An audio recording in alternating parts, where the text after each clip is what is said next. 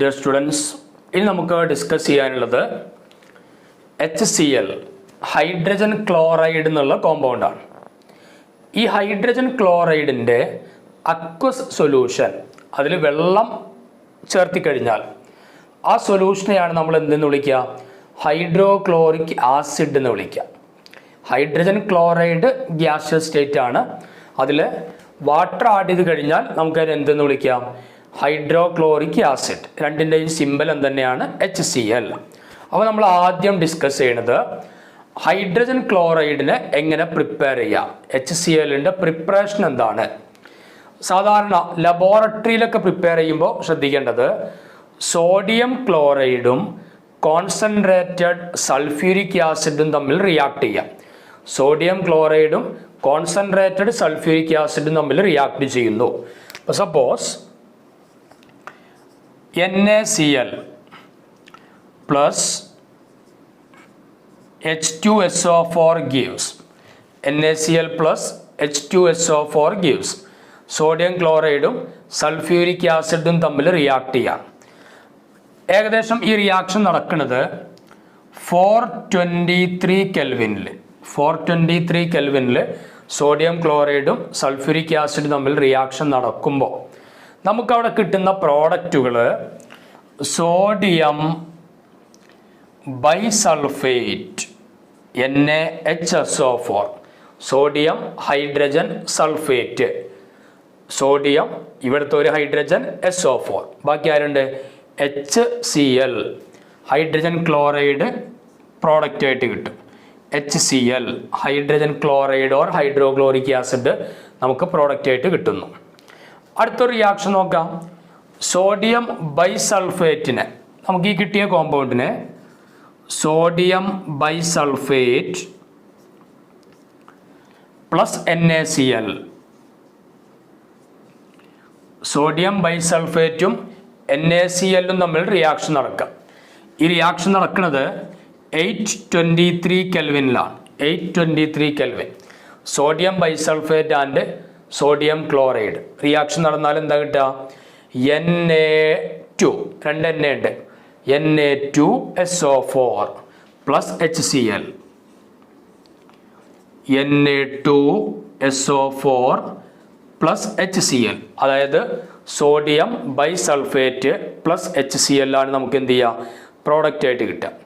ഇനി ഇവിടെ ശ്രദ്ധിക്കേണ്ടത്, ഇപ്പം ഇവിടെ നമുക്ക് കിട്ടിയ ഈ ഹൈഡ്രജൻ ക്ലോറൈഡ് ഗ്യാസ്, ഈ hydrogen chloride gas can be dried.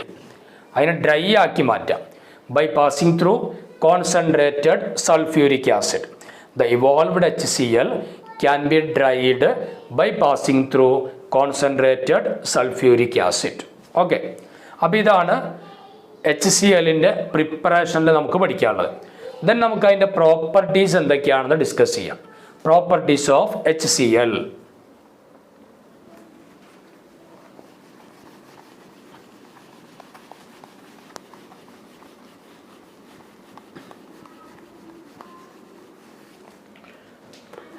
HClൻ്റെ properties.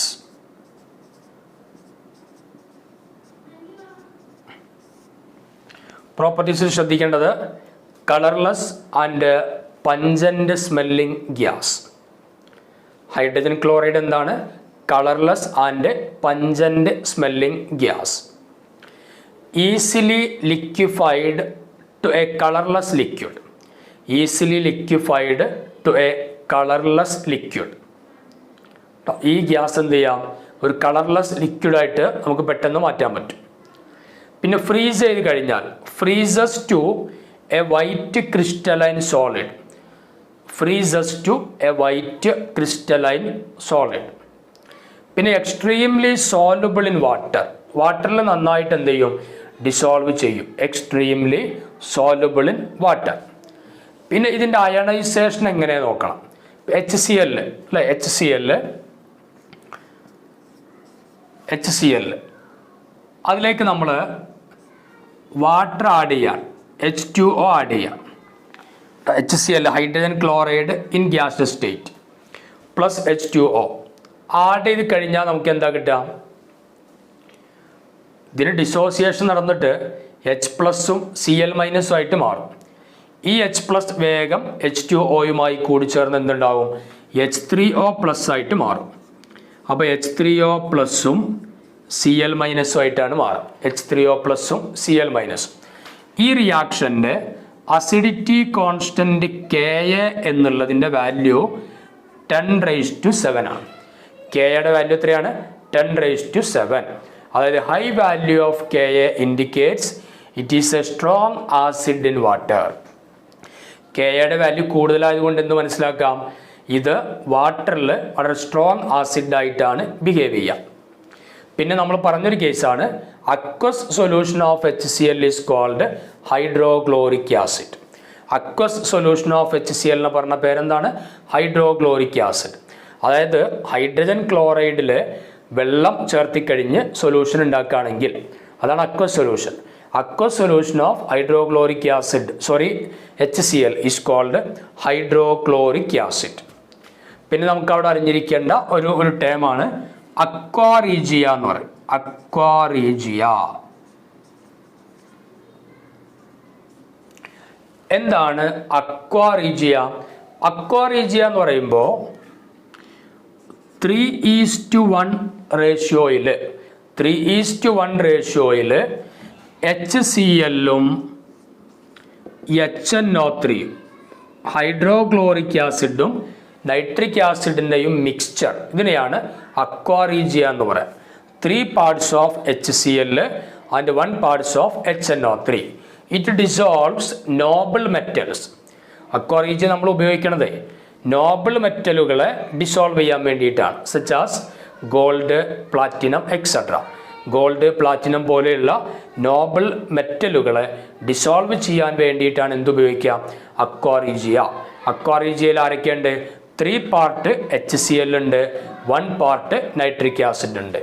Okay, ഇനി എങ്ങനെയാണ് ഈ അക്വാറീജിയയുടെ റിയാക്ഷൻ എന്നുള്ളത് നമുക്ക് പെട്ടെന്ന് നോക്കാം. നമ്മൾ ഗോൾഡ് എടുക്കാം. ഗോൾഡിൻ്റെ സിമ്പിൾ എന്താ? AU. ഗോൾഡ് ഏതാണ്? AU plus 4H plus NO3 minus. HNO3 H plus പോയാൽ ബാക്കി ഈ 4H പ്ലസ് കിട്ടണതേ 3 HCl ഉണ്ട്, 1 HNO3 ഉണ്ട്. അങ്ങനെയാണല്ലോ. അപ്പോൾ ഇവിടുത്തെ H പ്ലസ് 3 എണ്ണം, ഇതിൽ നിന്ന് ഒരു H പ്ലസും, അങ്ങനെയാണ് 4H plus plus NO3 minus plus 4Cl minus gives AuCl4. ഓറത്തിൻ്റെ ഗോൾഡിൻ്റെ ക്ലോറൈഡ് ഉണ്ടാവാണ്. AuCl4 plus NO AuCl4 minus plus NO plus 2H2O plus 2H2O. അപ്പോൾ ഗോൾഡ് അക്വാറീജിയയുമായിട്ടുള്ള റിയാക്ഷൻ നടന്നിട്ട് എന്ത് ചെയ്യും? ഗോൾഡ് ക്ലോറൈഡ് എന്ന് പറഞ്ഞ സാധനം ഉണ്ടാവും. അപ്പോൾ ഗോൾഡിനെ ഡിസോൾവ് ചെയ്യാൻ എന്ത് ഉപയോഗിക്കാം? അക്വാറീജിയ ഉപയോഗിക്കാം. അതേപോലെ തന്നെയാണ് പ്ലാറ്റിനത്തിൻ്റെ കേസും. 3 platinum PT plus 16H plus plus 4NO3 minus 4NO3 minus plus 18Cl minus 18Cl minus കേട്ടോ. HNO3 ഉണ്ട്, HCl ഉണ്ട്. ഇതൊക്കെ റിയാക്ഷൻ നടന്നാൽ നമുക്ക് കിട്ടുക 3 PtCl6 2 minus PtCl6 2 minus plus 4NO plus 8H2O plus 8H2O plus 8H2O. Okay, അപ്പോൾ നമ്മളോട് മനസ്സിലാക്കേണ്ടത് ഹൈഡ്രോക്ലോറിക് ആസിഡ് സ്ട്രോങ് ആസിഡാണ്. എന്തുകൊണ്ട്? വാട്ടറിൽ ഡിസോൾവ് ചെയ്തപ്പോൾ H3O പ്ലസും Cl മൈനസും കിട്ടി. Kയുടെ വാല്യൂ, അസിഡിറ്റി കോൺസ്റ്റൻ്റ് വാല്യൂ എത്രയാണ്? 10⁻⁷. ഒരു ഹയർ വാല്യൂ ആണ്, അതുകൊണ്ട് ഇത് സ്ട്രോങ് ആസിഡാണ്. അതേപോലെ തന്നെ അക്വാറീജിയ എന്താണ്? 3:1 റേഷ്യോയിൽ HClഉം കോൺസെൻട്രേറ്റഡ് HClഉം കോൺസെൻട്രേറ്റഡ് HNO3ൻ്റെയും കൂടെ മിക്സ്ചറിനെയാണ് നമ്മൾ അക്വാറീജിയ എന്ന് വിളിക്കുക. എന്തിനാണ് അക്വാറിയം ഉപയോഗിക്കുക? പ്ലാറ്റിനം, ഗോൾഡ് പോലെയുള്ള നോബിൾ ഗ്യാസുകൾ, നോബിൾ മെറ്റലുകൾ ഡിസോൾവ് ചെയ്യാൻ വേണ്ടിയിട്ടാണ് നമ്മൾ എന്ത് ഉപയോഗിക്കുന്നത്? അക്വാറിയ നമ്മൾ ഉപയോഗിക്കുന്നത്. ഓക്കെ, ഇനി നമുക്ക് HClന്റെ കുറച്ച് റിയാക്ഷൻ നോക്കാം. Hydrochloric acid decomposes salt of weaker acid. Weak acid വെച്ചിട്ടുണ്ടാക്കിയിട്ടുള്ള സാൾട്ടുകൾ എന്ത് ചെയ്യും? HCl ഡീകമ്പോസിഷൻ നടത്തുന്നു. നമുക്കൊന്ന് നോക്കാം.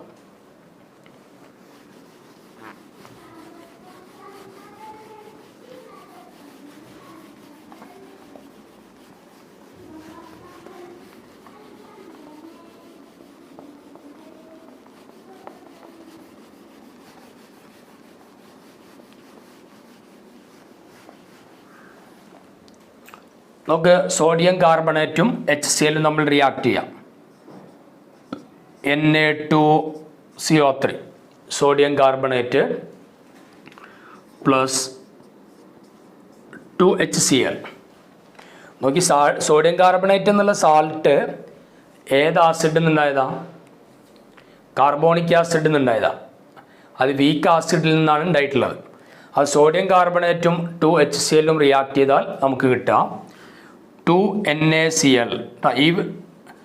ഈ സാൾട്ടിന് ഡീകമ്പോസിഷൻ നടക്കുന്നു എന്നുള്ളതാണ്. 2NaCl plus H2O plus carbon dioxide.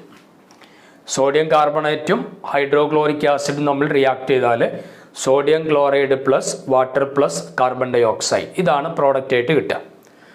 അതേപോലെ തന്നെ സോഡിയം ബൈകാർബണേറ്റ് HCl-ഉമായിട്ട് റിയാക്ട് ചെയ്യാം. React with HCl, what we will get? NaCl plus H2O plus carbon dye oxide.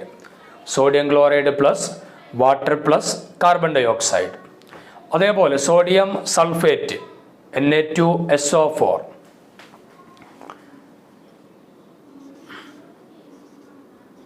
നോക്കാം, സോഡിയം സൾഫൈറ്റ് എടുക്കാം. Na2SO3 plus 2HCl. 2HCl gives 2NaCl plus H2O. 2NaCl plus H2O plus SO2. 2NaCl plus H2O plus SO2 ആണ് product ആയിട്ട് കിട്ടുക. അപ്പം നമ്മളവിടെ മനസ്സിലാക്കേണ്ട ഒരു case ഇത്രയേ ഉള്ളൂ. ഏതെങ്കിലും വീക്ക് ആസിഡിൽ നിന്നുണ്ടാക്കിയ സാൾട്ടുകളെ ഡീകമ്പോസിഷൻ നടത്താനുള്ള കഴിവായിരിക്കുന്നുണ്ട് HCl-ലുണ്ട് കേട്ടോ. Hydrochloric acid decomposes salt of weaker acid. Okay, our next topic oxo acids of halogen. ഹാലജൻ്റെ ഓക്സോ ആസിഡുകൾ, അത് ഓക്സിജൻ കണ്ടെയ്നിങ് ആസിഡുകളെയാണ് നമ്മൾ ഓക്സോ ആസിഡുകൾ എന്ന് വിളിക്കുക. നമ്മൾ ശ്രദ്ധിക്കേണ്ടത് ഫ്ലോറിന് ഒരൊറ്റ ഓക്സോ ആസിഡ് മാത്രമേ ഉണ്ടായിരിക്കുള്ളൂ. ഫ്ലോറിൻ്റെ ഒരേ ഒരു ഓക്സോ ആസിഡ് ഏതാണ്? HOF. ഫ്ലോറിൻ്റെ ഒരേ ഒരു ഓക്സോ ആസിഡ് HOF. അതിൻ്റെ പേരാണ് ഹൈപ്പോഫ്ലൂറസ് ആസിഡ്. ഹൈപ്പോഫ്ലൂറസ് ആസിഡ്. ഫ്ലോറിന് ഒരൊറ്റ ഓക്സോ ആസിഡ് ആണുള്ളത്, ഹൈപ്പോഫ്ലൂറസ് ആസിഡ്. ഇവിടെ ഫ്ലോറിൻ്റെ ഓക്സിഡേഷൻ നമ്പർ എത്രയാണ്? -1. ഇവിടെ ഫ്ലോറിൻ്റെ ഓക്സിഡേഷൻ നമ്പർ എത്രയാണ്? -1. എപ്പോഴും ഫ്ലോറിന് -1 മാത്രമേ ഉണ്ടാവുള്ളൂ. ഇനി ക്ലോറിൻ്റെ ഓക്സോ ആസിഡുകൾ ഏതൊക്കെയാണെന്ന് നോക്കാം. ക്ലോറിൻ്റെ ഓക്സോ ആസിഡുകൾ ഒന്ന് HOCl. അതിൻ്റെ പേര് ഹൈപ്പോക്ലോറസ് ആസിഡ്. HOCl എന്താണ്? Hypochlorous acid. Hypochlorous acid. രണ്ടാമത്തെ ഒരു ഓക്സോ ആസിഡാണ് HOClO. HOClO അല്ലെങ്കിൽ HClO2 അങ്ങനെയും പറയാം. HOClO അതിൻ്റെ പേരാണ് ക്ലോറസ് ആസിഡ്.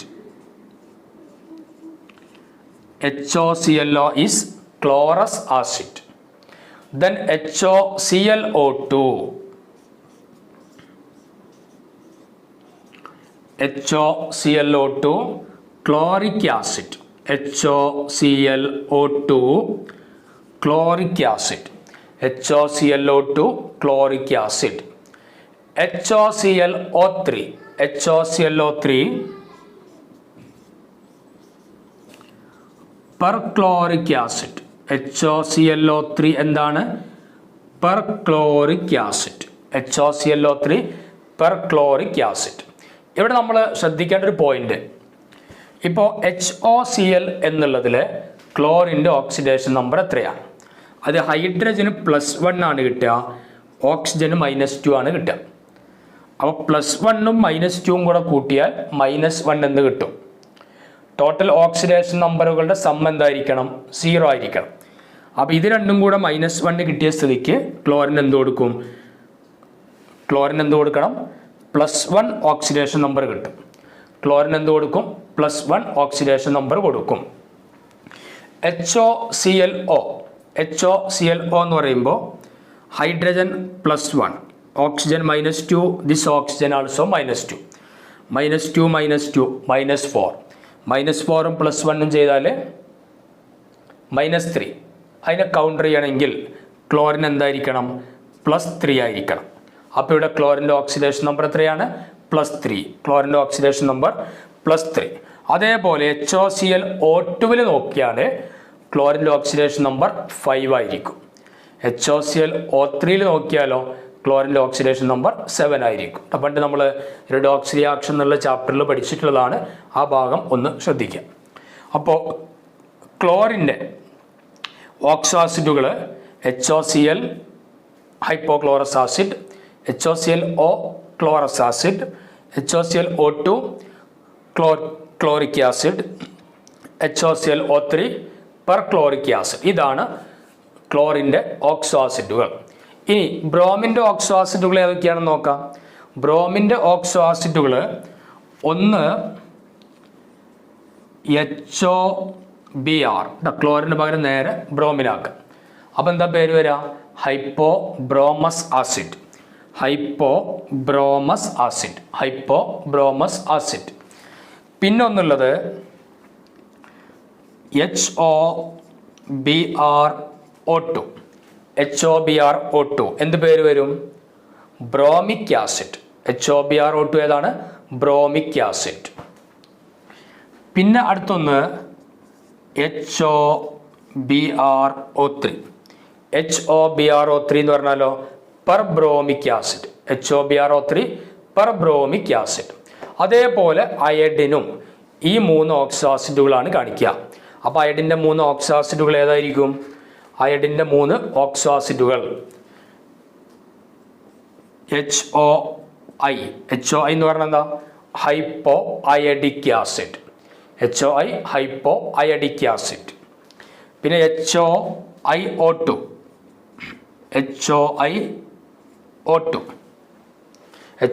എന്ന് പറഞ്ഞാലോ iodic acid, HOiO2 iodic acid. Last HOiO3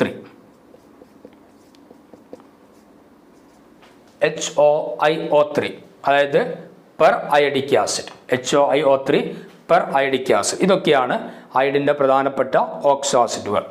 ഇനി നമ്മളിതിൻ്റെ സ്ട്രക്ചർ എങ്ങനെയാണ് വരയ്ക്കുക എന്നുള്ളത് നമുക്ക് ജസ്റ്റ് ഒന്ന് നോക്കാം. ചില കോമ്പൗണ്ടുകളുടെ സ്ട്രക്ചറെങ്കിലും നമുക്ക് ഇമ്പോർട്ടൻ്റ് ആണ്. അതുമാത്രം നമുക്കൊന്ന് സിമ്പിളായിട്ട് വരച്ച് നോക്കാം. ഓക്കെ,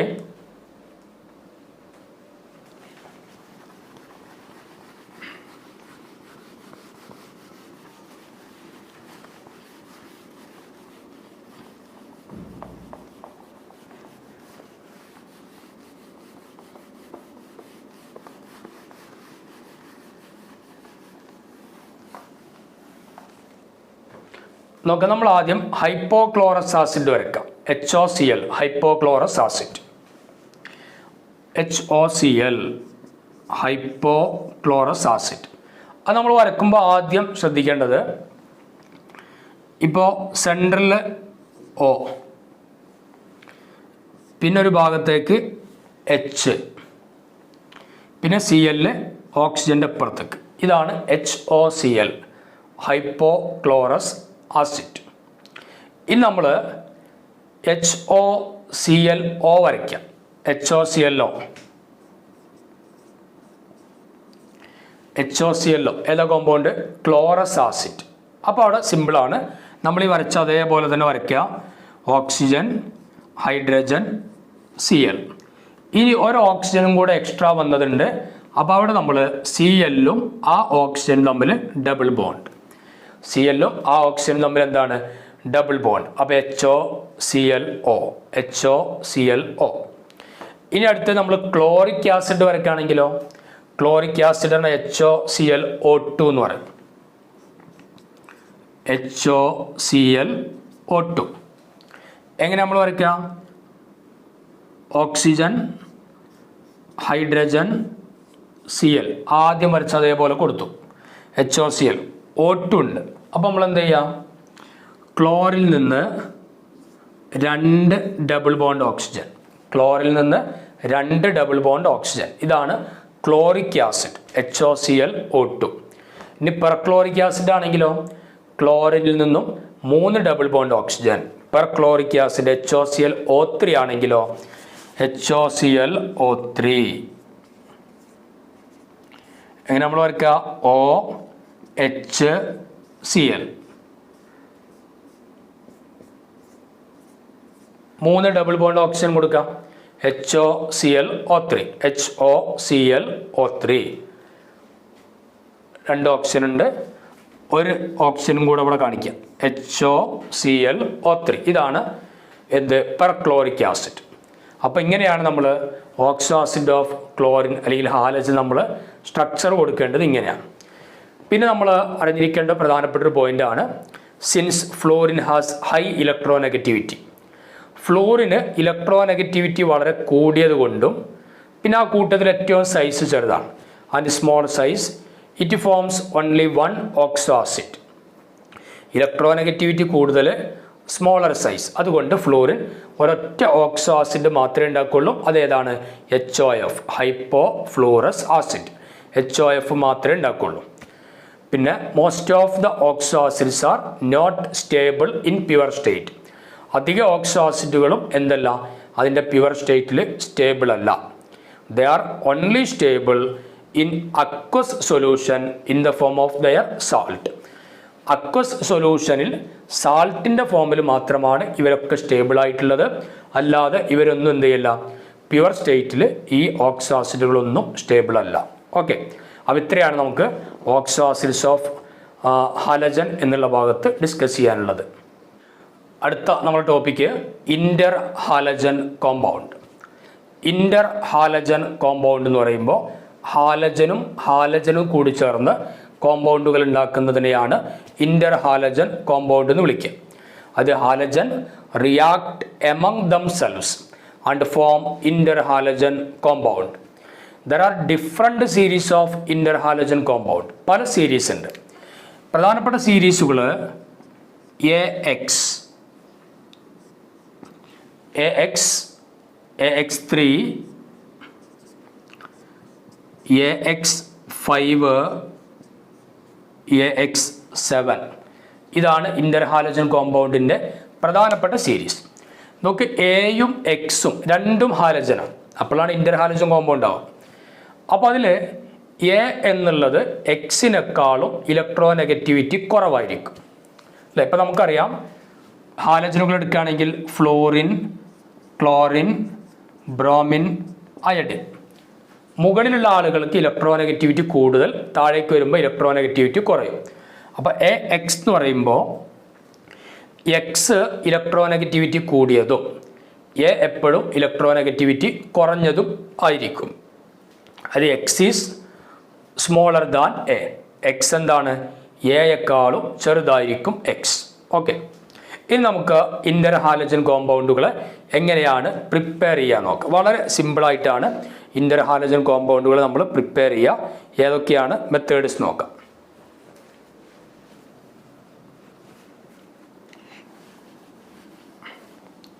ഓക്കെ, നമ്മൾ ശ്രദ്ധിക്കേണ്ടത് ഇപ്പോൾ 2 ഹാലജനുകൾ കൂടിച്ചേരുമ്പോഴാണ് ഇൻ്റർ ഹാലജൻ കോമ്പൗണ്ട് ഉണ്ടാവുക നമ്മൾ പറഞ്ഞു. അപ്പോൾ അതിൻ്റെ പ്രിപ്പറേഷൻ നോക്കുക. ഇപ്പോൾ Cl2 + F2 Cl2ഉം F2ഉം റിയാക്ട് ചെയ്യാം. ഈക്വൽ വോളിയത്തിലാണ്. ഒരു Cl2 ഒരു F2 ഈക്വൽ വോളിയത്തിൽ എടുക്കുക.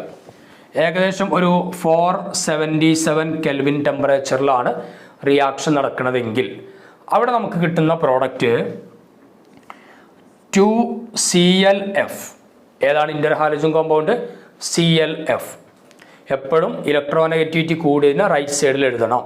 അപ്പോൾ Cl2 + F2 gives 2ClF. ഇനി Cl2 + 3F2 അല്ലേ, ഫ്ലോറിൻ റൈറ്റ് സൈഡിലുള്ളത് കുറച്ച് അധികം ഉണ്ട്, എക്സസ് ആയിട്ട് എടുത്തിട്ടുണ്ട്. അപ്പോൾ Cl2 + 3F2. അപ്പോൾ നമുക്ക് കിട്ടുന്ന കോമ്പൗണ്ടാണ് 2ClF3. Cl2 + 3F2 gives 2ClF3. ഇനി ഈക്വൽ എമൗണ്ടിൽ വേറെ ഒന്ന് എടുക്കാം, I2 + Cl2.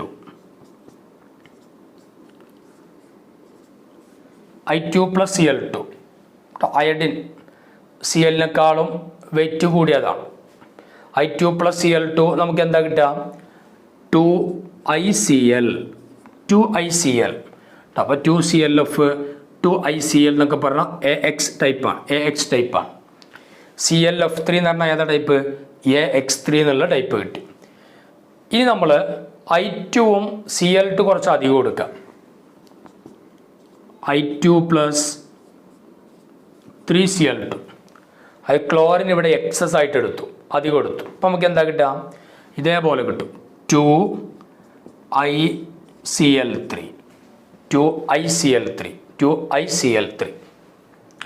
ഇതേപോലെ തന്നെ ബാക്കിയുള്ള കേസ് എടുക്കാം നമുക്ക്. ഇപ്പോൾ Br2 + 3F2 എന്താ കിട്ടുക? 2BrF3 അല്ലേ. Br2 + 3F2. Br2 + 3F2 florin നമ്മൾ എക്സസ് ആയിട്ട് എടുക്കാം. അങ്ങനെ വരുമ്പോൾ അവിടെ എന്ത് കിട്ടും? 2BrF3.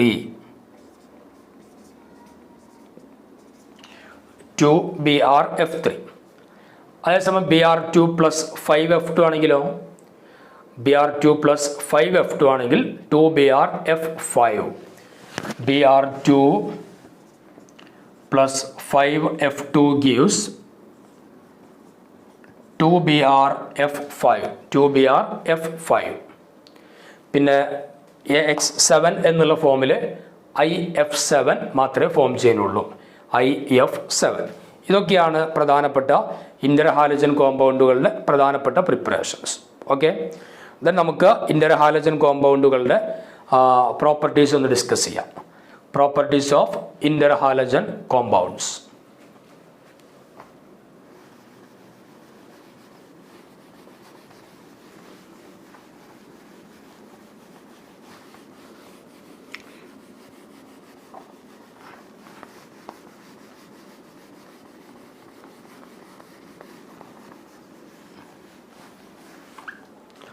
നോക്കാം, ഇന്റർഹാലജൻ കോമ്പൗണ്ടുകളുടെ പ്രോപ്പർട്ടീസ് നോക്കാം. നമുക്ക് ആദ്യം AX എന്നുള്ള ടൈപ്പിൽ ആരൊക്കെ വരും നോക്കാം. AX എന്നുള്ള ടൈപ്പിൽ ClF വരും, chloro fluoride ClF. ClF is a colourless gas. ClF എന്താണ്? ഒരു കളർലെസ് ഗ്യാസ് ആണ് ClF. പിന്നെ BrF വരും, bromo fluoride. BrF pale brown gas.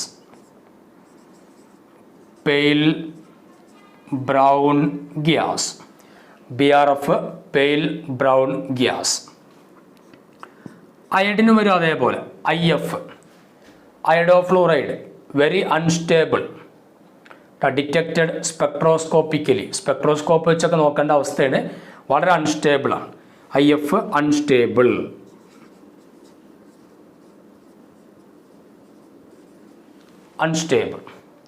പിന്നെ BrCl ഉണ്ടാവും. BrCl it is a gas at room temperature. Gas ആണ്, റൂം ടെമ്പറേച്ചറിൽ ഗ്യാസ് സ്റ്റേറ്റിലാണ് എന്ത് കാണപ്പെടുക? BrCl കാണപ്പെടുക. BrCl. Then ICl iodo chloride, ICl എന്നുള്ളത് Ruby red solid, ICl ruby red solid, ICl ruby red solid. ഇതൊക്കെയാണ് പ്രധാനപ്പെട്ട AX ടൈപ്പിലുള്ളത്. പിന്നെ നമ്മൾ ഒന്നുകൂടെ അവിടെ ഉണ്ട് IBr a black solid.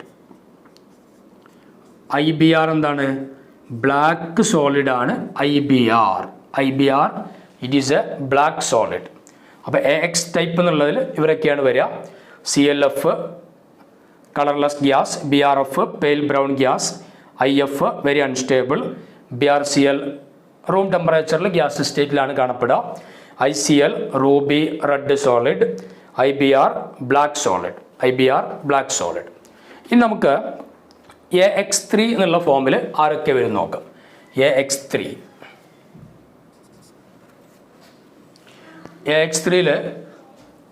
ClF3 വരും, BRF3 വരും, IF3 വരും, ICl3 വരും.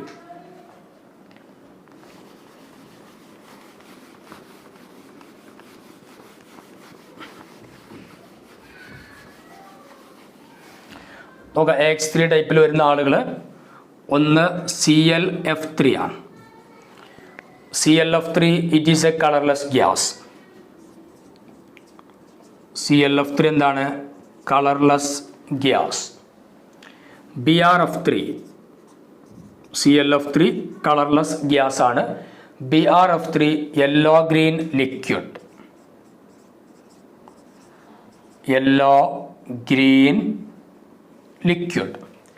BRF3 yellow green liquid. IF3 yellow powder. IF3 yellow powder. Last ICl3 orange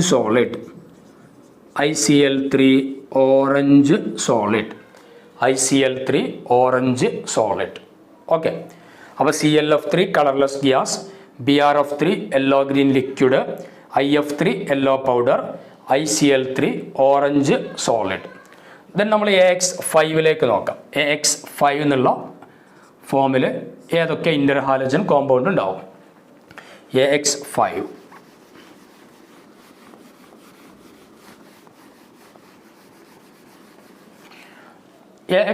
നമ്മൾ ശ്രദ്ധിക്കേണ്ടത് ഒന്ന് IF5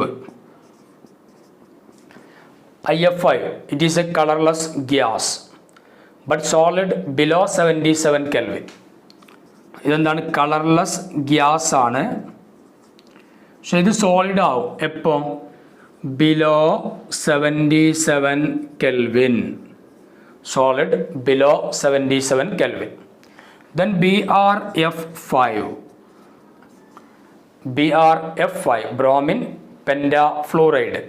BRF5 it is a colorless liquid. BRF5 is colorless liquid.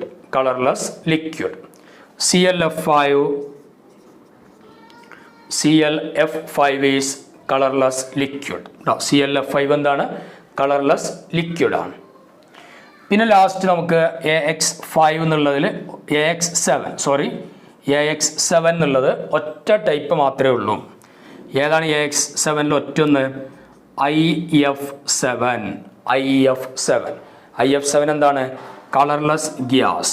IF7 is colourless gas. ഇതൊക്കെയാണ് interhalogen കോമ്പൗണ്ടുകളുടെ physical പ്രോപ്പർട്ടിയിൽപ്പെട്ട ഒന്ന്. പിന്നെ all are covalent in nature. Interhalogen കോമ്പൗണ്ടുകളൊക്കെ എന്താണ്? കൊവാലന്റ് സ്വഭാവമാണ് കാണിക്കുക. Covalent in nature. അതുപോലെ ഓൾ ആർ ഡയാമാഗ്നറ്റിക്. ഇന്റർഹാലജൻ കോമ്പൗണ്ടുകളൊക്കെ കൊവാലന്റ് ആണ്, ഡയാമാഗ്നറ്റിക് ആണ്. Volatile solid or liquid. Volatile സോളിഡോ അല്ലെങ്കിൽ വോളറ്റൈൽ ലിക്വിഡോ ആണ് കാണപ്പെടുക. അതിൽ ClF മാത്രം it is a gas. ClF is a gas. ബാക്കിയുള്ളവർ വോളറ്റൈൽ സോളിഡോ അല്ലെങ്കിൽ വോളറ്റൈൽ ലിക്വിഡോ ആണ്. പിന്നെ പ്രധാനപ്പെട്ട ഒരു പോയിന്റ്, ഇപ്പോൾ ഇവരുടെ ഫിസിക്കൽ പ്രോപ്പർട്ടീസ് ഉണ്ടാവും. Physical properties R intermediate between those of constituent halogen. ഇപ്പോൾ ക്ലോറിനും ഫ്ലൂറിനും ആണെങ്കിൽ അപ്പോൾ ഈ ClF3 അല്ലെങ്കിൽ ClF എന്നുള്ള കോമ്പൗണ്ട് എടുക്കുകയാണെങ്കിൽ അതിൻ്റെ ഫിസിക്കൽ പ്രോപ്പർട്ടീസ് ക്ലോറിൻ്റെ ഫിസിക്കൽ പ്രോപ്പർട്ടിയുടെയും ഫ്ലൂറിൻ്റെ ഫിസിക്കൽ പ്രോപ്പർട്ടിയുടെയും ഏകദേശം ഇടയിലായിട്ടായിരിക്കും ഉണ്ടാവുക. അതാണ് physical properties are intermediate between those of constituent halogen. അവിടെ എക്സെപ്ഷൻ ഉണ്ട്. Melting point and boiling point are a little higher than expected. ഇവരുടെ ഇൻ്റർ ഹാലജൻ കോമ്പൗണ്ടുകളുടെ കേസിൽ മെൽറ്റിംഗ് പോയിൻറ്റും ബോയിലിംഗ് പോയിൻ്റും ഒക്കെ നമ്മൾ പ്രതീക്ഷിക്കുന്നതിനേക്കാളും കുറച്ച് കൂടുതലുണ്ടായിരിക്കും. ഓക്കെ, ഇത്രയാണ് physical properties of inter halogen compound എന്നുള്ള ഭാഗത്ത് നമുക്ക് ഡിസ്കസ് ചെയ്യാനുള്ളത്.